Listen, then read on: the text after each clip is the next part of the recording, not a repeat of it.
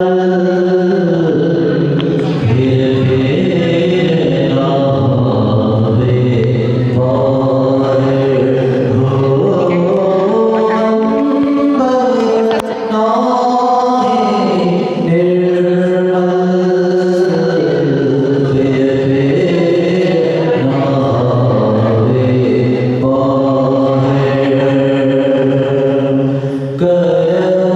दिखाए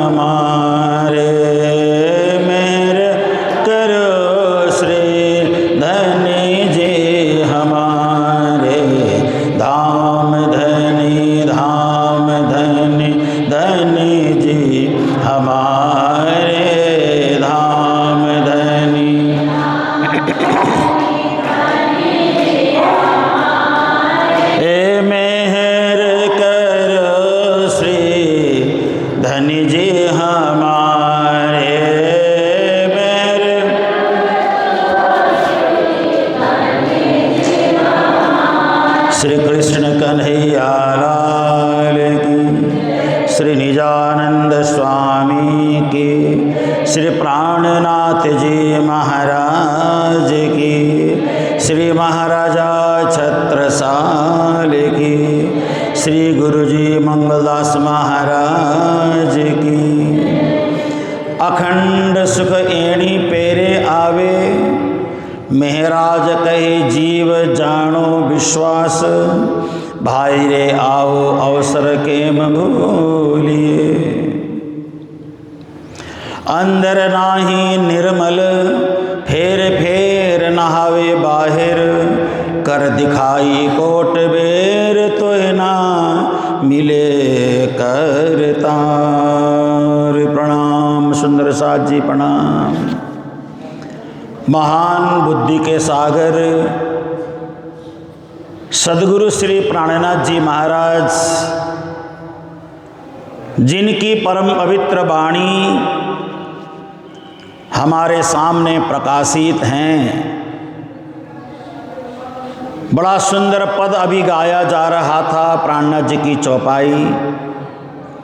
मैंने वाणी जैसे खोला तो यही प्रकरण मेरे सामने प्रकाशित हुआ, तो मैंने सोचा इसी प्रकरण से थोड़ी सी बातचीत कर लेते हैं, थोड़ा चिंतन मनन स्वाध्याय कर लेते हैं। इस चौपाई का भाव सबको पता है, बहुत कठिन नहीं है समझने में, लेकिन करने में बहुत कठिन है। चौपाई समझना कितना आसान है। अंदर नाही निर्मल फेर फेर नहावे बाहर। हम अंदर से तो निर्मल नहीं हैं, बाहर से बारंबार स्नान करते हैं। कितना अच्छा लगता है सुनने में, और बात समझ में भी आ रही है, करना पड़े तो बड़ा कठिन है। इसलिए आदरणीय सुंदर साथ जी, अगर अंदर नाही निर्मल ऐसा शब्द प्रयोग हो रहा है, एक शब्द है सफाई,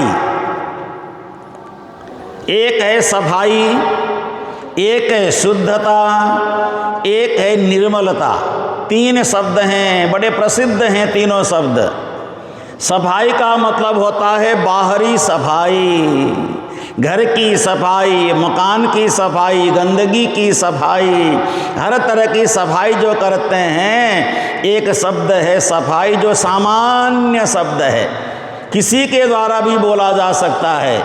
क्या कमरा साफ किया कि नहीं किया, मंदिर साफ किया कि नहीं किया, घर साफ किया कि नहीं किया, बरामदा साफ किया कि नहीं किया, है ना। ये सफाई शब्द है जो बहुत प्रचलित है, हम सब जानते हैं। सफाई के बाद एक शब्द और आता है जिसको कहा जाता है शुद्ध। शुद्ध का मतलब होता है सफाई से ऊपर की स्थिति। सफाई का मतलब हुआ जो हम सामान्य रूप से करते हैं। शुद्ध का मतलब होता है, मेरे गुरु महाराज सद्गुरु मंगलदास जी कहा करते थे, सफाई तो होटलों में भी आपको मिलेगी, शुद्धता होटलों में नहीं मिलने वाली है। हम जो होटल में भोजन करते हैं ना, होटल में सफाई तो होती है, लेकिन सफाई किया जाने वाला जो कपड़ा है, जिस कपड़े से टेबल को पोंछा जाता है, उस कपड़े को देखना वो कितना साफ है। एक ही कपड़े से 10-20 टेबल को पोंछा जाता है, देखने में टेबल साफ है लेकिन टेबल शुद्ध नहीं है। इसी प्रकार से जिस थाली में, जिस प्लेट में आप भोजन करेंगे होटलों में, ढाबा में, उसको धोना बहुत आवश्यक है। उसको पोंछने वाला कपड़ा देखना, कैसे कपड़े से उसको पोंछ रहे हैं। देखने में तो प्लेट साफ दिख रहा है लेकिन वो शुद्ध नहीं है। सफाई तो बढ़िया कर रखा है लेकिन शुद्ध नहीं है, वो वस्त्र अपवित्र है। इसलिए उसको शुद्ध करने के लिए दोबारा पानी डाल के धोएं, अच्छी तरह से उसको साफ करें, शुद्ध करें उसको। इसलिए सफाई एक शब्द है, दूसरा शब्द है शुद्ध। समझ में आ गई ना बात। सफाई है, वस्त्र हमारा साफ है लेकिन शुद्ध है या नहीं है, है ना।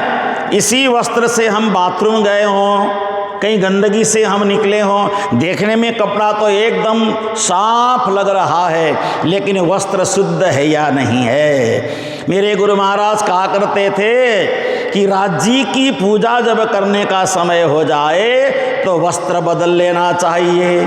तुमने साफ कपड़ा तो पहना है, लेकिन शुद्ध कपड़ा नहीं पहना है। शुद्ध वस्त्र पहन करके राज्य की सेवा करो। जिस वस्त्र को पहन करके हम लोग बाथरूम चले जाते हैं, लघु शंका इत्यादि में चले जाते हैं, भीड़ भाड़ में चले जाते हैं, लोगों के साथ हमारा शरीर स्पर्श होता है, तो वस्त्र शुद्ध नहीं रहता, साफ तो है वो। आपको क्या लगता है जो वस्त्र पहन करके हम शादी में जाते हैं वो वस्त्र शुद्ध होता है? शादी में जो वस्त्र पहन करके गए वो वस्त्र क्या शुद्ध है क्या? वो वस्त्र शुद्ध नहीं है। आपने साफ तो पहना है, शादी में जाते समय बिल्कुल टिप टॉप कपड़ा पहन करके गए, लेकिन शादी के माहौल में जा कर के जो आपने वस्त्र पहना है वो वस्त्र शुद्ध नहीं है। शादी का माहौल दूषित होता है। शराबी लोग वहाँ शराब भी पीते हैं, बीड़ी सिगरेट भी पीते होंगे, क्या क्या भोजन वहाँ परोसा जाता है। आपने जो साफ वस्त्र पहना था वो वापस आकर के शुद्ध वस्त्र में परिणत करना पड़ेगा, शुद्ध वस्त्र पहनना पड़ेगा। इसलिए सफाई और शुद्धता में जमीन आसमान का अंतर है। हम साफ वस्त्र पहनते हैं तो कोई खास बात नहीं है, कहीं गंदगी नहीं है, लेकिन शुद्ध वस्त्र पहनना चाहिए, परम पवित्र वस्त्र पहनना चाहिए। इसलिए हमने बीतक में सुनी है, बड़ी अच्छी बात सुनी है। कौन सी अच्छी बात सुनी है? हरिदास जी महाराज शुद्ध वस्त्र पहनते थे। जब परमात्मा की सेवा करने का समय आए तो शुद्ध वस्त्र पहनते थे। कभी कभार तो लघु शंका इत्यादि से निवृत्त होकर के भी वो स्नान करते थे। स्नान करके ही मंदिर में प्रविष्ट होते थे, मंदिर में प्रवेश करते थे। इसी को कहते हैं शुद्धता। तीसरा शब्द है निर्मल। देखिए, अंदर नाही निर्मल। निर्मल होना, निर्मल होने का मतलब है मन से निर्मल, विचारों से निर्मल, भावनाओं से निर्मल, और हर प्रकार से हम निर्मल बन जाएं। निर्मल का मतलब है, श्री प्राणनाथ जी कहते हैं ना वाणी में, एक चौपाई आती है वाणी में कि किसी पेड़ पौधे या फूल लता पता वृक्ष को भी अगर आप देखें तो शीतल नज़र से देखें। नज़र शीतल होनी चाहिए। हमारी दृष्टि से भी आग निकलती है। किसी किसी की तो दृष्टि इतनी दूषित होती है, एक बार नज़र पड़ जाए तो नज़र ही लग जाती है। लगती है नहीं लगती है? नज़र लगती है ना। कई बार बोलते हैं ना, इस बच्चे को तो नज़र लग गई, नज़र उतारना पड़ेगा। बच्चा भोजन कर रहा हो और हमने देख लिया क्या खा रहा है बच्चा, लग गई नज़र। बच्चा बीमार हो जाता है, कई बार परेशानी हो जाती है। और हमारे यहाँ नज़र उतारने की परंपरा है, बहुत पुरानी नज़र उतारने की परंपरा है। कहीं बाहर से आए, खाने पीने में नज़र लग गई, या ऐसे चेहरे में भी नज़र किसी की लग जाती है, कितना सुंदर गाता है, कितना बढ़िया गाता है, कितना बढ़िया भोजन करता है, किसी ने बोल दिया तो लोग कहते हैं नज़र लग गई। और नज़र से बचाने के लिए कुछ न कुछ तो असर होना चाहिए ना, कुछ न कुछ तो करना पड़ेगा।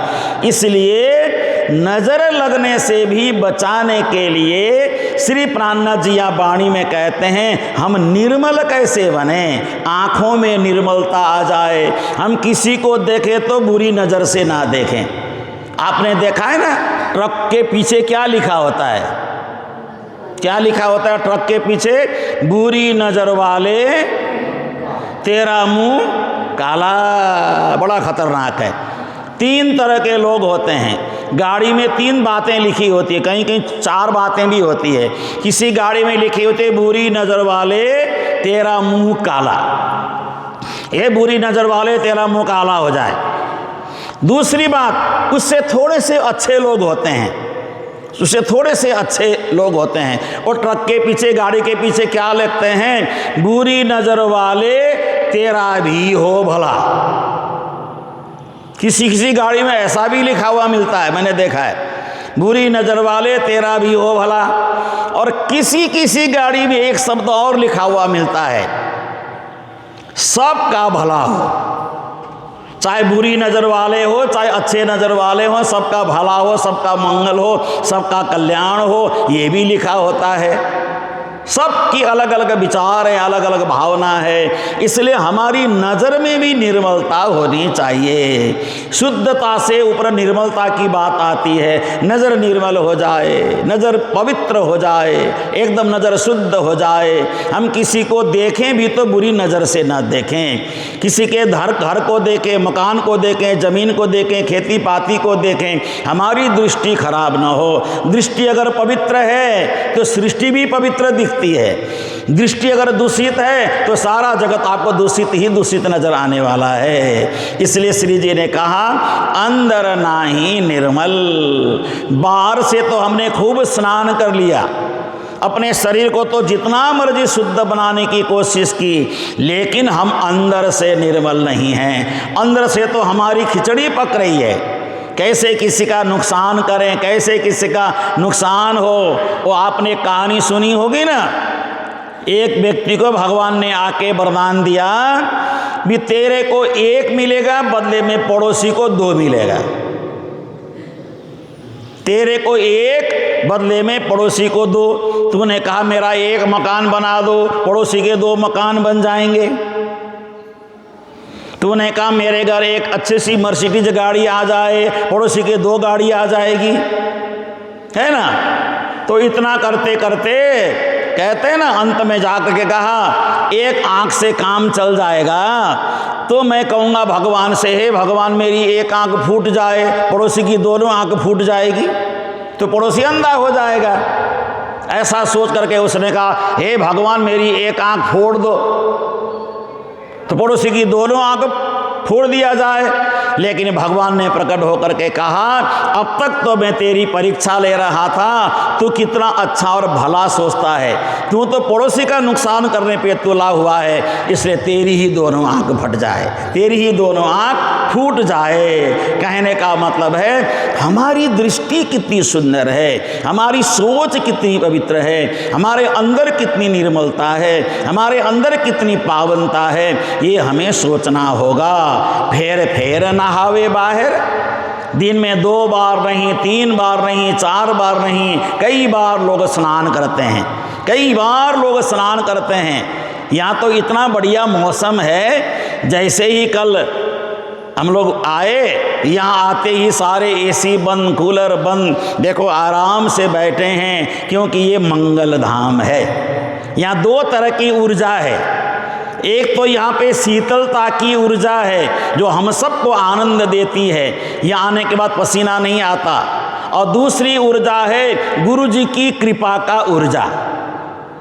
गुरु जी की कृपा होती है। मैंने इस जगह पे गुरु जी की कृपा को साक्षात अनुभव किया है।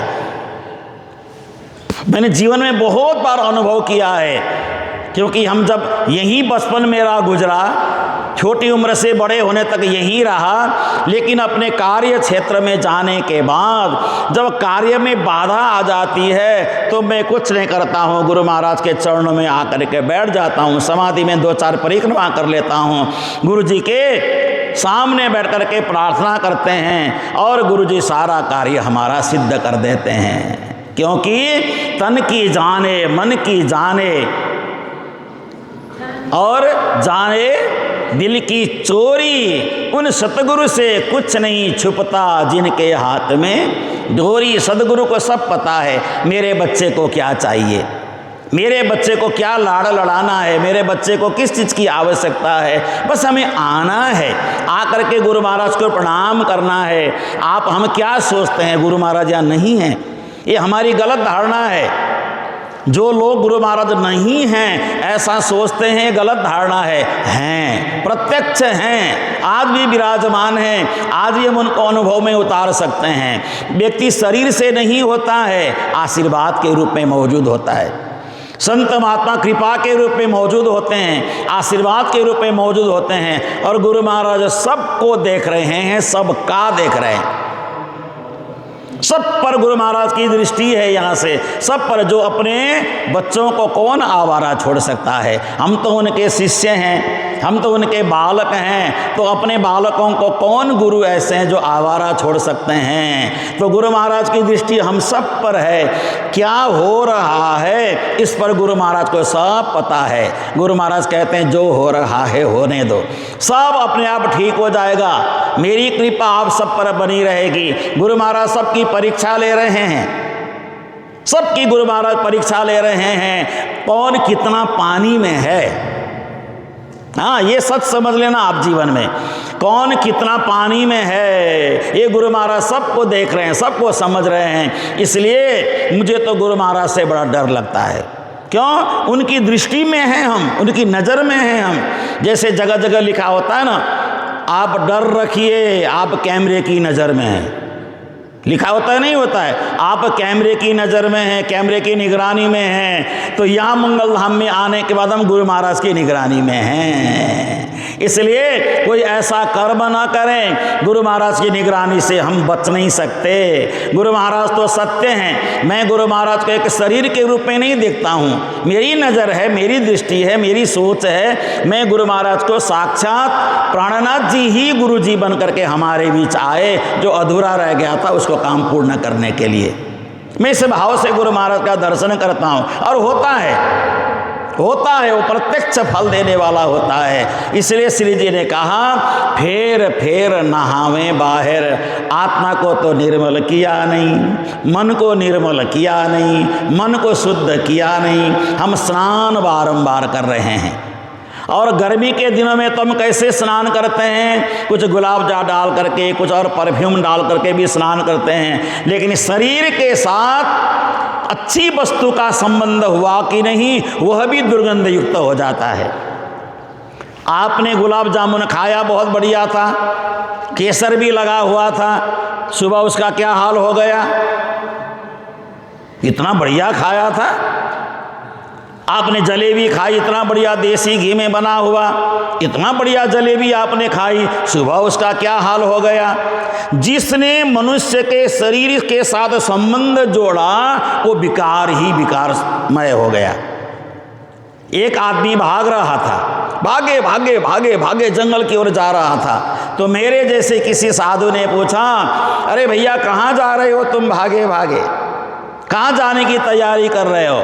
तो व्यक्ति कहता है, मैं जंगल जा रहा हूँ, जंगल में रहूँगा, शहर में बड़ी गंदगी है, शहर बढ़िया नहीं है, शहर में सर्वत्र गंदगी है, जहाँ जाओ वही मच्छर हैं, मक्खी हैं, कीड़े हैं, मकोड़े हैं, नाले हैं, नदी हैं, सब जगह गंदगी है, मैं जंगल में जा कर के रहना चाहूँगा। तो मेरे जैसे महात्मा ने कहा, हे मनुष्य, तू जंगल में जाएगा तो जंगल में भी तू गंदगी फैला देगा।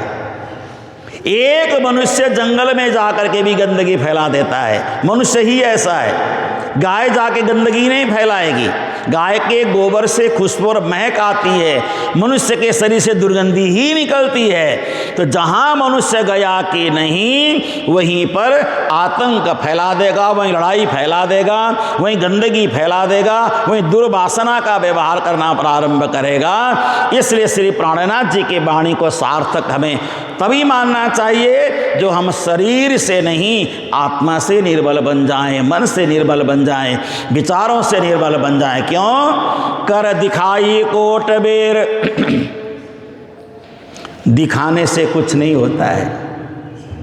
जो दिखावा करते हैं ना, जो आडंबर करते हैं, उससे कुछ नहीं होते हैं, उससे कुछ लाभ नहीं है। कर दिखाई कोट बेर, करोड़ों प्रकार से करके दिखाते तो हैं, लेकिन दिखाने से कुछ नहीं होता। अगर दिखाना ही है तो क्या लाभ है? जो करना है आप अंदर से करो। कभी कभी कोई आप जैसे माताएं बहनें होती हैं ना, किसी को प्रणाम भी करते हैं तो पैसे को पकड़ करके नीचे वाले हाथ से ऐसे देते हैं। कई लोग ऐसे देते हैं, हिला करके निकाल करके सामने से देते हैं। कई लोग मुट्ठी में बांध करके आपके मुट्ठी में डाल देते हैं। नहीं, दिखाना नहीं है, दिखाना बिल्कुल ही नहीं है, देना है, लेकिन दिखावा के बगैर।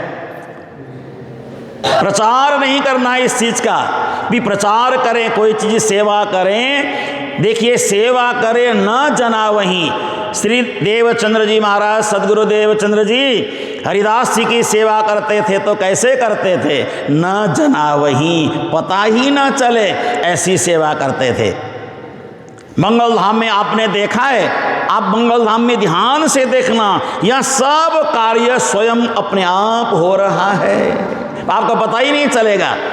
कोई किसी को डांटता हुआ आपको नजर आया?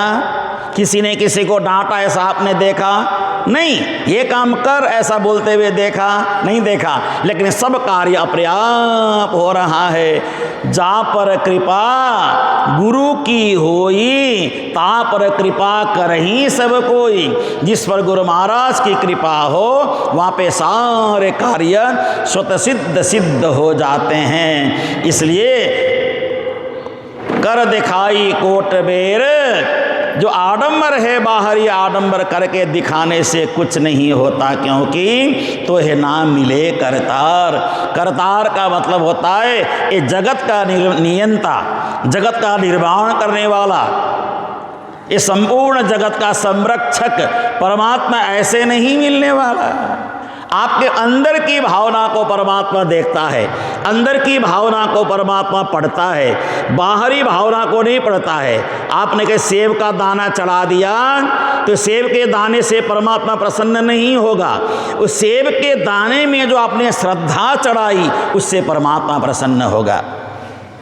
एक हरे नोट आपने चढ़ा दिया या पीला नोट आपने चढ़ा दिया, जो नोट है ना आजकल हरे पीले हैं, तो चढ़ा दिया तो उससे परमात्मा प्रसन्न नहीं होंगे। उस नोट के साथ आपने अपनी श्रद्धा और भक्ति जो चलाई उससे परमात्मा प्रसन्न हो जाते हैं, परमात्मा खुश हो जाते हैं, परमात्मा आनंदित हो जाते हैं। इसलिए हमारे जीवन में एक सूत्र हमें ये मानना चाहिए, परमात्मा ने जो दिया है उससे सदा संतुष्ट रहें। जो मिला बहुत मिला है परमात्मा की कृपा से, आगे भी परमात्मा बहुत कुछ देने वाले हैं, उसकी चिंता करने की हमें कोई आवश्यकता नहीं है। और हमें प्रयास करना है आडंबर से रहित रह करके हम कार्य करें और सदा एक के बन करके रहें।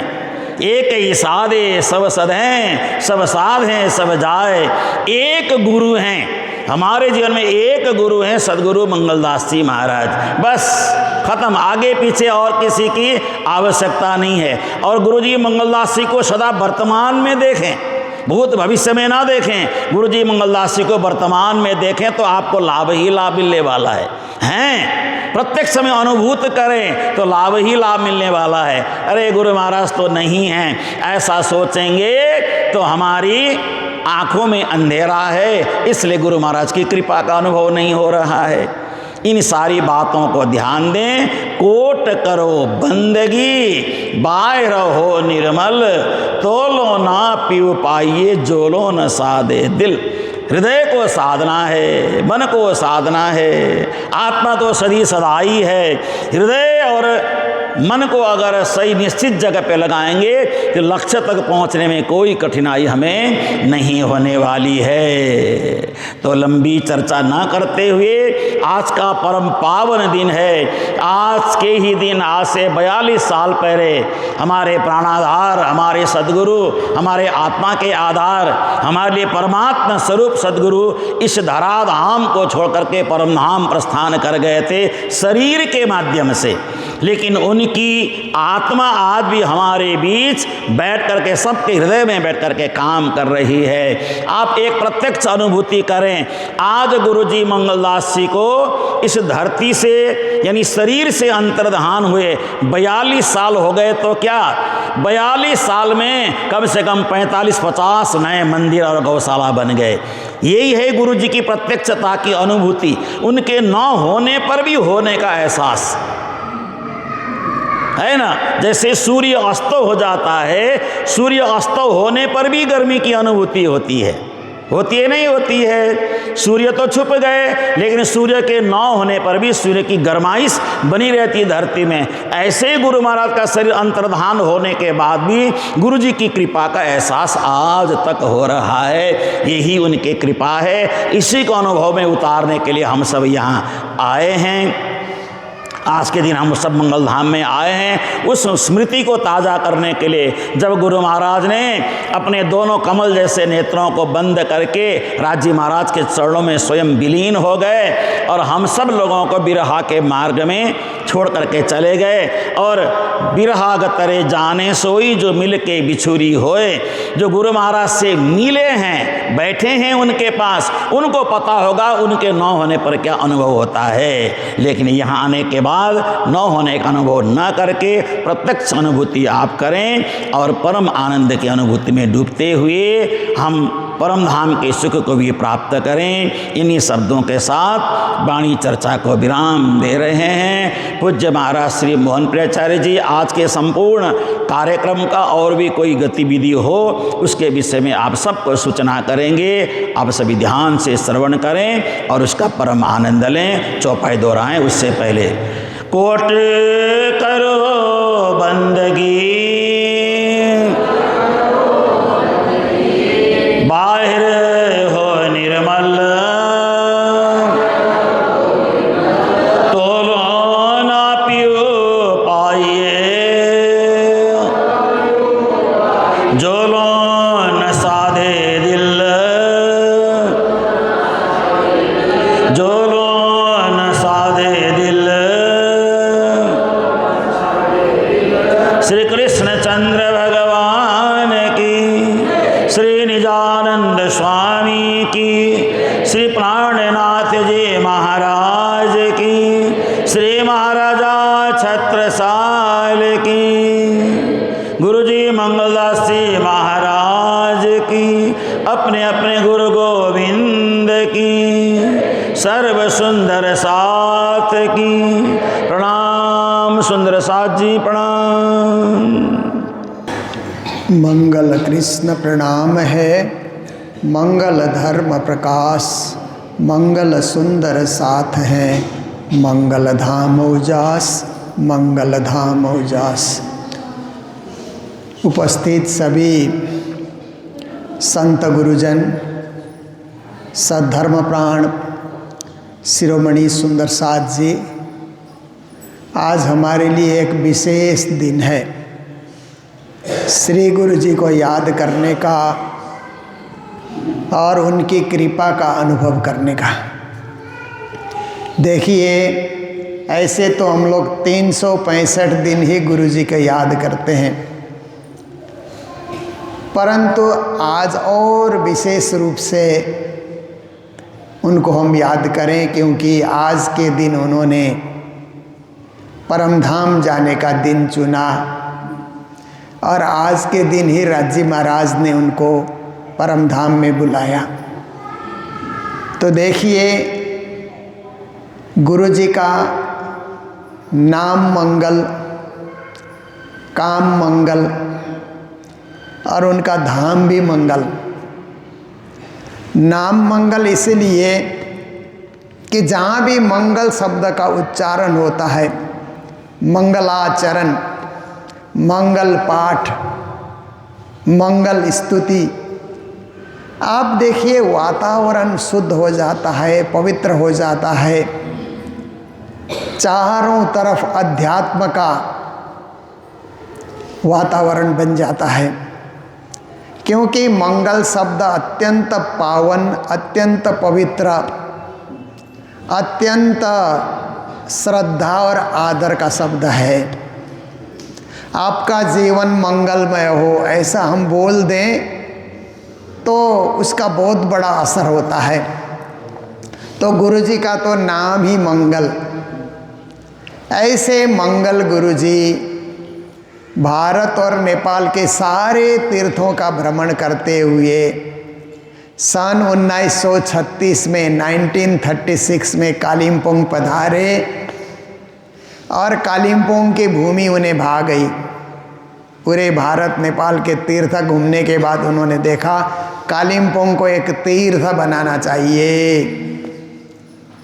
इस हेतु जीवन का 50 साल उन्होंने इस धरती पे लगाया, इस भूमि पे लगाया। इसी भूमि को केंद्र बना करके भारत, नेपाल, भूटान में उन्होंने धर्म का प्रचार किया, जागनी की, अनेकों को निरामिष बनाया, अनेकों को प्रणामी बनाया। और विशेष करके हिंदू धर्म और सनातन परंपरा की रक्षा के लिए भी गुरु महाराज हमेशा हमेशा कटिबद्ध रहे और उसमें भी उनका बहुत बड़ा योगदान है। तो ऐसे गुरुजी जिन्होंने अपना केंद्र, धर्म प्रचार का केंद्र इस क्षेत्र को बना करके ये मंगल धाम, पावन पुनीत तीर्थ, देखिए ये मंगल धाम नाम हम लोगों ने नहीं रखा है, गुरुजी ने ही प्रार्थना पुष्पांजलि की अंतिम चौपाई में, ये विक्रम संवत के हिसाब से 2010 में प्रार्थना पुष्पांजलि का प्रकाशन हुआ है, जो मेरे पास उपलब्ध है। 2010 विक्रम संवत, अभी हम लोग 83 में चल रहे हैं, तो 73 वर्ष आगे। और आप देखिए कि ईस्वी संवत के हिसाब से 1953 का वो प्रकाशन है। उसमें गुरुजी ने ये चौपाई लिखी, मंगल कृष्ण प्रणाम है, मंगल धर्म प्रकाश, मंगल सुंदर साथ है, मंगल धाम उजास। फिर 1959 में उन्होंने एक कविता की रचना की, उसमें भी मंगल धाम शब्द उन्होंने जोड़ा है। ये मंगल धाम की सोच, मंगल धाम की परिकल्पना, मंगल धाम की अवधारणा गुरुजी ने क्यों ली? इसलिए कि लीलारस सागर बीतक में और नवरंग वाणी में परम धाम को मंगल धाम कहा है। आप कभी भी खोल करके लीलारस सागर बीतक देखिए, नवरंग स्वामी की बीतक आप देखिए, उनकी वाणी देखिए, दोनों परमहंसों ने, दोनों महापुरुषों ने परम धाम को मंगल धाम लिखा है। तो गुरुजी ने भी उसी परम धाम की परिकल्पना मंगल धाम के रूप में की। और फिर गुरु महाराज जब 42 साल पहले धाम पधारे, तो सभी गुरुजी के शिष्यों ने इसी चौपाई को ध्यान में रखते हुए, ये चौपाई हम लोगों ने दरवाजे में लिख भी रखा है यहाँ पर, इसी चौपाई को ध्यान में रख करके इस धाम का नाम मंगल धाम रखा गया। और ये मंगल धाम विश्वव्यापक बन गया। आप YouTube में जाएंगे, सोशल मीडिया में जाएंगे, कहीं भी मंगल धाम क्लिक करेंगे तो ये धाम दिखलाई देता है। इसलिए ये अद्वितीय धाम है, ये यूनिक है, इसका कोई दूसरा उदाहरण नहीं है, एक ही है।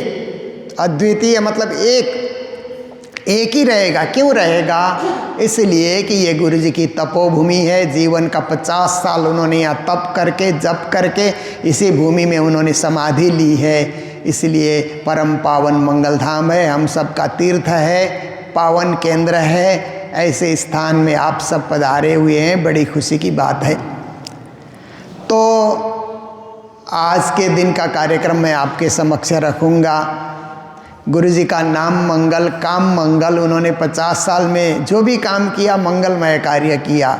मंदिर बनाना, सत्संग चलाना, आश्रम खोलना, बच्चों का आश्रम, वृद्धा आश्रम, अस्पताल, सामाजिक सेवाएं, महिलाओं को कथाकार बनाना,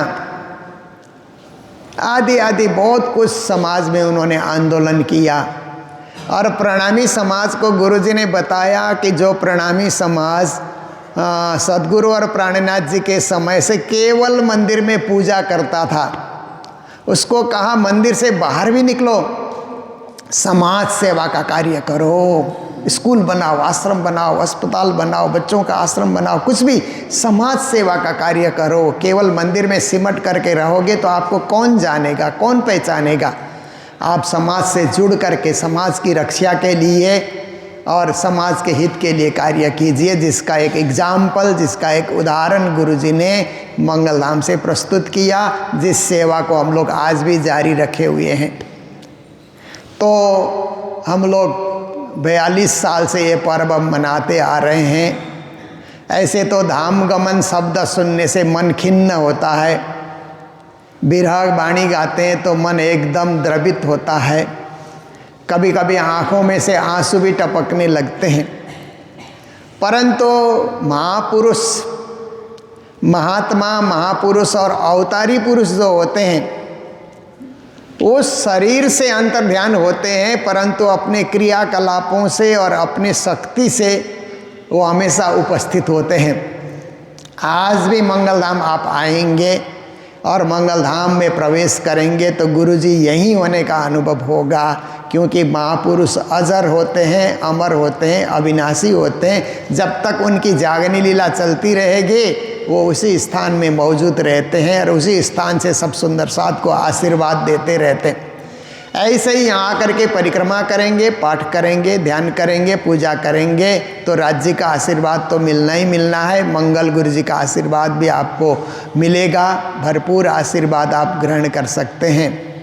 तो आज के दिन वाणी चर्चा हो गई। पहले मंगल आरती हम लोगों ने की, गुरु जी के कक्ष में हम लोगों ने आरती पूजा की, फिर वाणी की चर्चा हुई। हमारे चंडीगढ़ से पधारे हुए गुरु जी के अत्यंत प्रिय श्री श्यामानंद जी महाराज बचपन से गुरु जी के साथ में रहे, उन्होंने वाणी चर्चा की आज के दिन।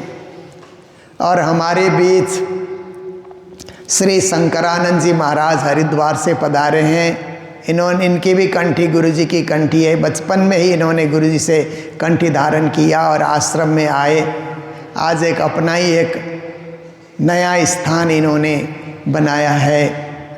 फिर इसी प्रकार से हमारे श्री नवराज प्रपन्न जी महाराज जो बचपन में गुरु जी के चरणों में ये भी आए संस्कृत अध्ययन करने के लिए, इन्होंने भी हरिद्वार में अपना एक स्थान निर्माण किया है, नई जागनी की है। और इसी प्रकार से हमारे दिव्यानंद जी महाराज यहाँ पर पधारे हुए हैं। ये भी बचपन में यहाँ रहे, गुरु जी के साथ रहे और इन्होंने भी हरियाणा में एक नया स्थान बनाया, नई जागनी की है। और हमारे मदन मोहन अलंकार जी गुरु जी के लास्ट धाम जाने के समय में ये आए थे, पर गुरु जी के दर्शन करने का इनको भी सौभाग्य मिला, कुछ सेवा करने का सौभाग्य भी मिला। उन्होंने वृंदावन में एक नया स्थान इन्होंने स्थापित किया है। तो जितने भी संत श्री राजदास जी महाराज यहाँ पर आए हुए हैं, उन्होंने भी वो केमरी जो दयालदास महाराज का आश्रम है उसको और सुंदर और भव्य और दिव्य बना रहे हैं। और भी हमारे बीच प्रचारक गण, संत गण, महात्मा गण, महापुरुष गण यहाँ पर पधारे हुए हैं, पधार रहे भी हैं। तो उन सभी को आज यहाँ आने के लिए मुझे बड़ी प्रसन्नता हो रही है। हम तो यही प्रार्थना करते हैं कि आप लोग प्रतिवर्ष आएँ, क्योंकि गुरु जी की कृपा से ही हम सब कार्य कर रहे हैं। तो गुरु जी को याद करने का दिन आता है तो आप सब ज़रूर प्रतिवर्ष पधारें। इससे सुंदर साथ में एक उमंग भी होगा, इतने सारे संतों को एक साथ देख करके, और हम सब एक गुरु जी के कार्यकर्ता के रूप में हम सब खड़े रहेंगे तो धर्म का भी विस्तार होगा, धर्म का भी विकास होगा। तो अभी ये कार्यक्रम के पश्चात 9 बजे इसी मंदिर में, इसी जगह पर 36 गोटा पधराए जाएंगे। लगभग 500 चौपाई उसमें पढ़ना होगा। 1 घंटा 1.5 घंटा पढ़ने से पारायण पूरा हो जाता है। 18 की जगह 36 गोटा हम लोगों ने बनाई है। तो आप सब लोग यहाँ आकर के गुरु जी को याद करके आज का पारायण गुरु जी के नाम ऐसा सोच करके आप लोग पारायण का पाठ करेंगे। और किसी और सुंदर साथ की इच्छा हुई तो उन्हें भी ज़रूर बारी बारी से पढ़ने का मौका देंगे, क्योंकि तो गुरु जी तो सबके हैं ना। जैसे हम आरती करते हैं तो दूसरे को भी आरती करने का मौका देते हैं ना, अकेले उतारते नहीं रहते हैं। कोई आरती उतारने के लिए दूसरा सुंदर साथ आता है तो उसकी भी उतनी इच्छा होती है, उसको मौका दे देना चाहिए एक बार उतार करके। ऐसे ही पारायण भी चलेगा। और 10:30 बजे हम लोग मंच में जाएंगे। मंच में जा कर के वहाँ पर मंगल भजन, मंगल वाणी, मंगल प्रवचन, मंगल उपदेश और मंगल पुरस्कार, गुरु जी के नाम से एक पुरस्कार भी हम लोगों ने रखा है, मंगल पुरस्कार। वो मंगल पुरस्कार भी मंच के कार्यक्रम में प्रदान किया जाएगा। और करीब 1 से 1:30 बजे तक वहाँ कार्यक्रम चलेगा। दिव्य कार्यक्रम, भव्य कार्यक्रम, सभी आए हुए संतों का संबोधन होगा और विशिष्ट महानुभावों का भी संबोधन होगा और वहाँ पर भजन और सुंदर कार्यक्रम होंगे। फिर आज जो भंडारा है वो तो दिन भर चलता ही रहेगा। 2:30 बजे से 4:30 बजे तक वहाँ पर वाणी गायन प्रतियोगिता मंच से ही होगा। कुछ 20 लोगों ने अपना नाम भेजा है, उनको वाणी गाने का मौका दिया जाएगा और फर्स्ट, सेकंड, थर्ड आने वाले को पुरस्कृत भी किया जाएगा। फिर उसके बाद 5 बजे से हम लोग यहाँ पर गौरी आरती में बैठेंगे, प्रेम से गौरी गायन होगा। और उसके बाद फिर जब आरती करके यहाँ पर शाम को भोग लगाया जाएगा तो 108 भोग लगेंगे। 108 व्यंजन तैयार किए जा रहे हैं। प्रतिवर्ष यहाँ पर 108 भोग धराया जाता है। इस बार भी 108 भोग धराया जाएगा राज्य को सायंकाल के भोग में। उसके बाद फिर हम लोग गुरु जी का जो कमरा है, कक्ष है, उसके सामने नीचे मैदान में हम लोग वहाँ पर बैठेंगे और वहाँ पर बिरहा बानी गायन होगा। फिर उसके बाद ठीक 7:30 बजे श्री गुरु जी की पावन आरती, महाआरती गायन वहाँ होगा। जितने सुंदर साथ रहेंगे उनको आरती दिया जाएगा। सब आरती उतारेंगे, एक दूसरे को भी उतारने का मौका देंगे। और वहाँ से राज श्यामा जी सुंदर साथ धामधनी श्री प्राणनाथ गायन करते हुए मंदिर में आएंगे। जो आरती लेकर के आएंगे, यहाँ बाहर जो ग्राउंड है वहाँ पर आरती, अंदर मंदिर के अंदर सब आरती नहीं लाई जाएगी, केवल एक आरती लाई जाएगी। बाकी आरती बाहर ग्राउंड में ही स्वयं सेवक आपके हाथ से ले लेंगे। आप यहाँ अंदर आएंगे तो अंदर आने के बाद यहाँ पर मंगल प्रार्थनाएं होंगी। श्री गुरु जी को याद करते हुए मंगल प्रार्थनाएं हम लोग करेंगे कि गुरुदेव तेरे चरणों से हमको न जुदा करना, जब याद तेरी आवे मिलने की दया करना। फिर यहाँ पर गुरुजी कैसे बोलते थे, कैसे चलते थे, उसका एक 5-7 मिनट का फिल्म यहाँ पर दिखाया जाएगा, इसी हॉल में दिखाया जाएगा। वो मंगल गायन के बाद आप लोग गुरुजी का साक्षात दर्शन कैसे चलते थे वो भी आप देख पाएंगे। और उसके बाद फिर भंडारे का कार्यक्रम चलेगा। सारा दिन का एकदम प्रोग्राम क्या है, पूरा पैक है, कभी भी थोड़ी देर भी छुट्टी नहीं है। तो आज का दिन गपशप करने का दिन नहीं है, आज का दिन गुरु को अर्पण करने का, एक एक श्वास गुरु चरणों में अर्पण करने का। और गुरु कौन है? गुरु साक्षात परब्रह्म, राज्य के चरणों में एक एक श्वास अर्पण करने का दिन है। तो सारे कार्यक्रम में बिना हिले डुले आप लोग स्थिर होकर के सहभागी बनेंगे। कार्यक्रम को भी सफल बनाएंगे, जीवन को भी सफल बनाएंगे, जीवन को भी मंगलमय बनाएंगे। तो आज के दिन भंडारा जो है ऐसे तो सामूहिक रूप से ही होता है, सर्व सुंदर साथ की सेवा आती है। फिर भी विशेष रूप से हमारे जो संत यहाँ पर पधारे हुए हैं, श्री शंकरानंद जी महाराज, श्री नवराज जी महाराज, श्री राजदास जी महाराज और श्री मदन मोहन अलंकार जी महाराज, चारों ने हमको कहा कि प्रतिवर्ष आज के भंडारे में हम लोग सेवा देंगे। तो उनको मंगल बधाई, मंगल कामनाएं मैं व्यक्त करता हूँ। और आज के दिन ही सुबह से नाश्ता से लेकर के शाम तक भंडारे की सेवा देने वाले सिक्किम निवासी प्रवीण उप्रेती जी, नम्रता उप्रेती जी, रुबीना उप्रेती जी, रोशन और मनीता उप्रेती जी और तुलसी शर्मा, उनको भी मंगल बधाई देते हैं कि हफ्ता भर पहले आकर के उन्होंने कहा था कि ये सेवा हमारी ओर से रहेगी। और वो भी कह रहे हैं कि हम कोशिश करेंगे प्रतिवर्ष ये सेवा हम मंगलधाम में दे सकें। उनको भी मंगल बधाई। दिल्ली निवासी बहन सुदेश नैयर जी ने भी आज के दिन भंडारे की सेवा भेजी है। उनकी सुपुत्री रुचिका जी ने, उनको भी मंगल बधाई, मंगल कामनाएं हैं। और आज सुबह की सेवा और भंडारे की सेवा महाराष्ट्र लातूर निवासी सपना सुनील कलंत्री और पुत्री आरना की ओर से हमें सेवा मिली है। उनको भी मंगल बधाई, मंगल कामनाएं व्यक्त करते हुए, और सर्व सुंदर साथ जो भी सेवा देंगे नीचे ऑफिस में आप लोग सेवा अर्पण करेंगे और आप सबकी सेवा भी आज के दिन अर्पित की जाएगी। तो इसी के साथ यहाँ पर पिया तुम वो तैसी का गायन होगा। यहाँ प्रसाद आप सबको चंदन प्रसाद किया जाएगा। फिर हम लोग तन मन धन अर्पण कियो यहाँ खड़े होकर के करके ही अभी का कार्यक्रम पूरा करेंगे। हमारे एक श्रद्धालु बिमला जी के भाई जो महाराष्ट्र यहाँ से यहाँ आए हैं, उनको कंठी लेने की इच्छा है, तो उनको कंठी भी यहाँ पर दिया जाएगा। बोलो श्री प्राणनाथ प्यारे की, सद्गुरु महाराज की, श्री धाम के धनी की, आज के उत्सव की प्रणाम।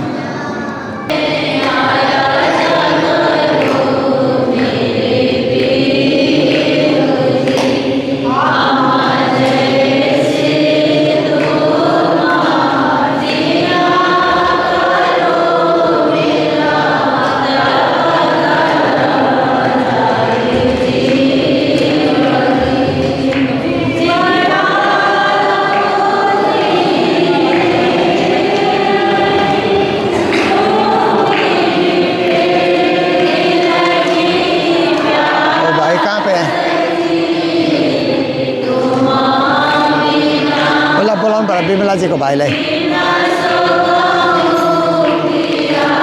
बिमलालाई भन न आमैलाई।